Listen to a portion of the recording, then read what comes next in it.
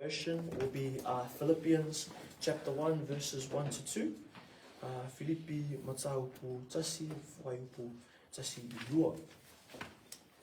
But a lot of today, before we go through Philippians throughout the year, will be a lot of background knowledge and kind of setting up the scene of how Philippians came to be, how the church first started, kind of who he's writing to, and to show how personal this letter is from Paul to the church of Philippi.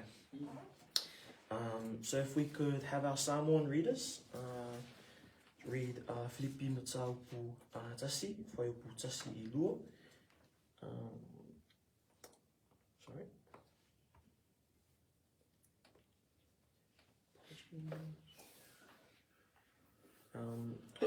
Oi maua, ia. Oi maua, o Jesus, o na Yesu Cristo. Ona matusile nei apa ia malava o ia Cristo Yesu. Oi Filipi, a sua mai kopo masatono. Ia so de lo Maria mai Yesu ado tatsu sama. So as we see here, Paul gives kind of his standard greeting of who he's writing, who is writing the book, which is Paul and Timothy, and to the church of Philippi. And here we'll start to go into that background of how Philippi came to be, or the church of Philippi, of how it came to be. But this was written by Paul and Timothy around 61 AD during his time in prison. And Paul had established this church of Philippi on his second missionary, which was around 49 to 51 AD. So this time of the writing is about a decade later, about 10 years later, from when he first met or first established the church of Philippi. And on this second missionary trip, he had gone with Silas, Timothy, and some studies say that he was also there with Luke, the apostle. So Paul had wrote this letter about a decade after being there, about a decade after establishing the church of Philippi. And so this is also the first European church that Paul had established. And it wasn't until that secondary mission trip that they had been called to the area of Europe. And so if we could turn our books, our Bibles to the book of Acts 16, please. Please. And here in this chapter of Acts 16 is where we find the start of the church and the work at Philippi. And in this chapter we meet two key characters that we want to talk about today. And that first character is Lydia, the lady by the river, and the Philippian jailer, who many of us will know. And so if we could read Acts 16 verses 12 to 15, where we learn of Lydia. Could I have our English readers please start with Acts 16 verses 12 to 15. And from here to Philippi, which is the former city of that part of Macedonia, Colony. And we were staying in that city for some days. And on the Sabbath day, we went out of the city to the riverside, where prayer was customarily made. And we sat down and spoke to the women who met there. Now a certain woman named Lydia heard us. She was a seller of purple from the city of Thyatira, who worshipped God. The Lord opened her heart to heed the things spoken by Paul. And when she and her household were baptized, she begged us, saying, "If you have judged me to be faithful to the Lord, come to my house and stay." So she persuaded us. Nice. So in this text here in verses 12 to 15, we see Paul and the team. And as they first come to a city, their usual tradition is to go to the synagogue first to go to the Jews and preach to them and minister the gospel unto them, as we see in Romans 1:16. That the I don't want to misquote it. I'll go to Romans 1:16. Let me read it out first. Romans 1:16. For I am not ashamed of the gospel, for it is the power of God unto salvation to everyone that believeth, to the Jew first and also to the Greek. And so Paul's usual tradition, whenever he'd go into a new area or go into a new city, he would go to the Jew first, because that was the way that God has structured it, was for the gospel to go to the Jew first, then the Gentile. So as we see here on that Sabbath day, instead of going to the synagogue, because apparently there was no synagogue there, they went to the riverside where corporate prayer happened. And so they went to go to minister, because that's where they heard the Jews were coming together on the Sabbath to pray, as there was no synagogue. And so when they came to the riverside to minister, they met the lady of Lydia, who was a seller of purple dye. And so they had preached unto her, and her heart had opened to the Lord. And it says there that not just her, but her whole household had been baptized and had been saved. And so this is one of the first families that were the start of the Philippian church, was this lady of Lydia and her household. We don't know much about her, but we know that she was a faithful woman. As it says there, if ye have judged me to be faithful to the Lord, come into my house and abide there. And she constrained us, or she had persuaded them. So she obviously had a heart and a faithfulness to the Lord that was evident enough to these missionaries that they decided to see that she was faithful and decided to dwell with her. And so in doing so, they remained with her for a lot of their time in Philippi. And then we move on to the second person that I want to focus on today, of the Philippian jailer. And that's Acts 16 verses 23 to 34.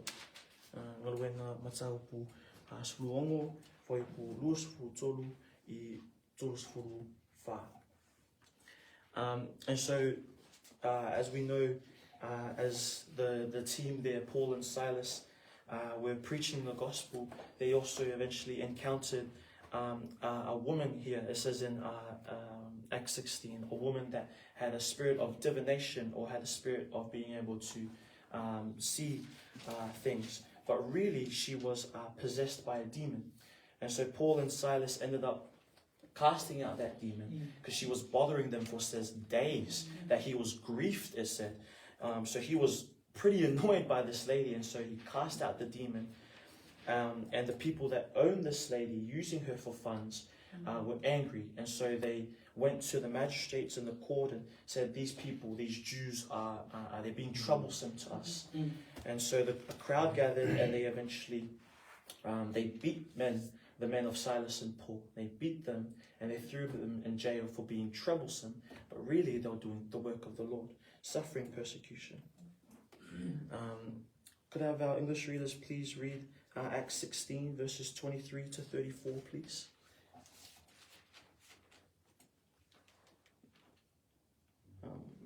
Now it happened, and when they had laid many stripes on him, they threw them into prison, commanding the jailer to keep them securely.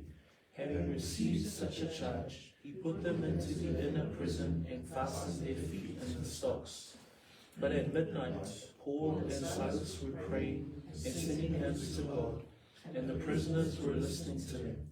Suddenly there was a great earthquake, so that the foundations of the prison were shaken, and immediately all the doors were opened, and everyone's chains were loosed. And the keeper of the prison, awaking from sleep, and seeing the prison doors open, supposing the prisoners had fled, drew his sword and was about to kill himself. But Paul called with a loud voice, saying, "Do yourself no harm, for we are all here." Then he called for a light, ran in, and fell down trembling before Paul and Silas. And he brought them out and said, "Sirs, what must I do to be saved?" So they said, "Believe on the Lord Jesus Christ, and you will be saved, you and your household." Then they spoke the word of the Lord to him and to all who were in his house. And he took them the same hour of the night and washed their stripes. And immediately he and all his family were baptized. Now when he had brought them into his house, he set food before them, and he rejoiced, having believed in God with all his household. Praise the Lord. So as we can see that after being heavily beaten and put in jail, these missionaries, Paul and Silas, would have been pretty tired, and then as they were, even though tired and exhausted from their travels, they continued to pray and sing songs unto God. And it says there that the other prisoners heard them. They were ministering the gospel even in the prisons. And then as we see there, an earthquake came, and they said, and all the doors opened and all their chains were unlocked, and yet God was gracious enough to keep everyone there and stop the jailer from killing himself. And so that allowed for them to have an opportunity to minister unto this man. And it was so wonderful that not only him, but his whole household ended up being saved and baptized as well. And so in these two characters of Lydia and the Philippian jailer was the start of the Philippian church. Just two households, maybe quite similar to this, just a household, a family of people that would come together and congregate to worship the Lord. So this church has very humble beginnings and small beginnings, and also had a very personal relationship with Paul as they would tend to him, with Lydia looking after Paul and Silas, and the jailer as well. It said that they look after him as well and even fed him and Silas. And so these people of Philippi, the church of Philippi, were very, very close and intimate with Paul and very connected to him. And so we see these in throughout the letter of Philippians as well. If we could turn back to Philippians as well, sorry. That in his travels, it says in Thessalonica, he had even been given money from the church of Philippi. If we could turn to Philippians 4:16, please.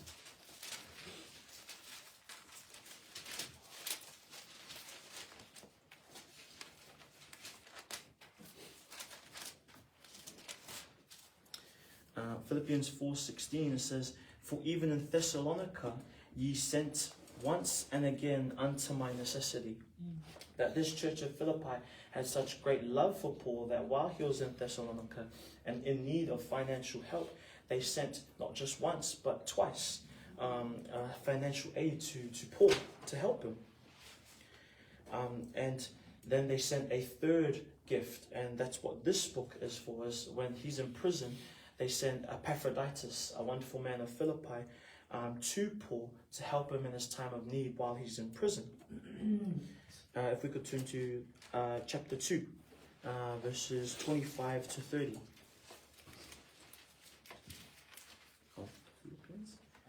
And he says there, "Yet I supposed it necessary to send to you Epaphroditus, my brother and companion in labor and fellow soldier, but your messenger and he that ministered to my wants. For he longed after you all, and was full of heaviness, because that ye had heard that he had been sick. For indeed he was sick, nigh unto death, but God had mercy on him, and not on him only, but on me also, lest I should have sorrow upon sorrow. I sent him therefore the more carefully, that when ye see him again, ye may rejoice, and that I may be the less sorrowful." And so even this wonderful man of Epaphroditus of the church of Philippi, he was a great friend. As you can see, very personal words from Paul, my brother, companion in labor, my fellow soldier. But he realizes that it's also the church's messenger and wonderful, one of the leaders of that church. So he sends him back. And so while he sends Epaphroditus back, he sends him with this letter of Philippians as a thank you unto them, as a word of saying thank you for these gifts that you've given me. Thank you for this love that you have been showing me. And if we could flip back to Philippians 1,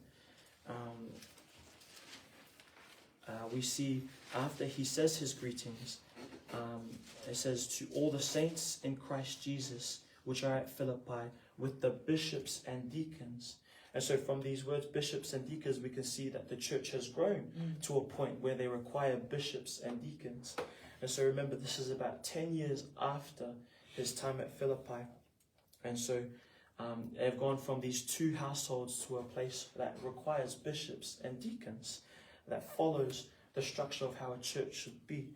And so Paul is sending this letter, and we see throughout this letter of Philippians of how personal and intimate and how much he loves this church. He uses very loving and kind words, and there's a lot of encouragement from him, but there's also challenges from him sprinkled throughout, of him correcting some of their wrongs that they had done. And so in verse 1, he does his usual greeting and saying of who he is, and he says the words, the servant of Jesus Christ. And one of many words that we've been learning through Corinthians from pastors, the word doulos, which means bondservants, and he greets them, the church of Philippi, him and himself as Timothy, as bondservants, as those who have given their lives willingly to God, as given himself in service to God.